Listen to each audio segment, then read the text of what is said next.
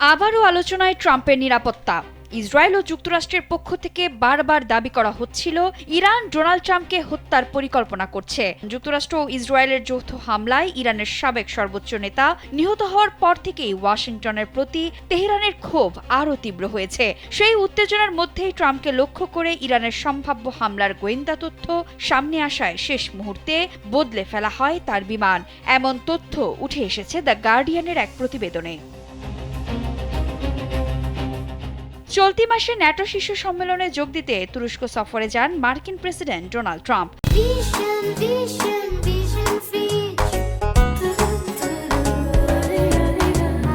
আঙ্কারায় তিনি পৌঁছান কাতারের উপহার দেয়া নতুন বোয়িং 747-8 উড়োজাহাজে। তবে দেশে ফেরার আগ মুহূর্তে মার্কিন গোয়েন্দা সংস্থাগুলো তথ্য পায় যে ইরান সমর্থিত সশস্ত্র গোষ্ঠী ট্রাম্পের বিমানকে লক্ষ্য করে হামলার পরিকল্পনা করছে।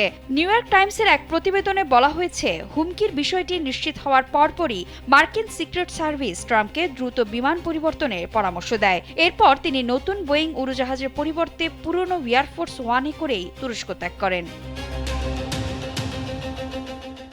সিবিএস নিউজও একই তথ্য নিশ্চিত করে জানিয়েছে, গোয়েন্দা প্রতিবেদনে প্রেসিডেন্টের উড়োজাহাজ লক্ষ্য করে ক্ষেপণাস্ত্র হামলার পরিকল্পনার কথা উঠে আসে। তবে কর্মকর্তাদের মতে হামলার লক্ষ্য নির্দিষ্ট কোনো বিমান ছিল না, বরং ডোনাল্ড ট্রাম্পই ছিলেন এবং তিনি যে উড়োজাহাজে ভ্রমণ করেছিলেন সেটিই ছিল মূল লক্ষ্য। জানা গেছে, কাতারের উপহার হিসেবে পাওয়া নতুন বোয়িং 747-8 উড়োজাহাজে এখনও পুরনো এয়ারফোর্স ওয়ানের মতোই পূর্ণাঙ্গ প্রতিরক্ষা ব্যবস্থা সংযুক্ত করা হয়নি। এ কারণেও নিরাপত্তা নিয়ে আগে থেকেই উদ্বেগ ছিল মার্কিন কর্মকর্তাদের মধ্যে। যদিও তুরস্ক ছাড়ার সময় ট্রাম্প বলেছিলেন পুরনো দিনের স্মৃতির জন্যই তিনি আগের এয়ারফোর্স ওয়ান ব্যবহার করছেন। সে সময় নিরাপত্তাজনিত কোনো কারণের কথা তিনি প্রকাশ করেননি। এই প্রতিবেদন প্রকাশিত হয়েছে এমন এক সময় যখন যুক্তরাষ্ট্র ও ইরানের মধ্যে উত্তেজনা চরমে পৌঁছেছে। যুদ্ধবিরতি কার্যত ভেঙে পড়েছে, উভয় পক্ষই পাল্টাপাল্টি হুমকি দিয়ে যাচ্ছে।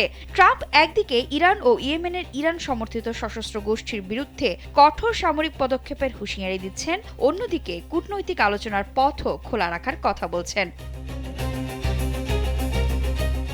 এদিকে হোয়াইট হাউসে সাংবাদিকদের ট্রাম্প বলেন, ইরানের সঙ্গে আলোচনা এখনো চলছে এবং আগের যে কোনো সময়ের তুলনায় তেহরান এবার অনেক বেশি গুরুত্ব দিচ্ছে। তবে একই সঙ্গে তিনি স্পষ্ট করে দেন, প্রয়োজনে সামরিক পদক্ষেপ নিতেও প্রস্তুত রয়েছে যুক্তরাষ্ট্র।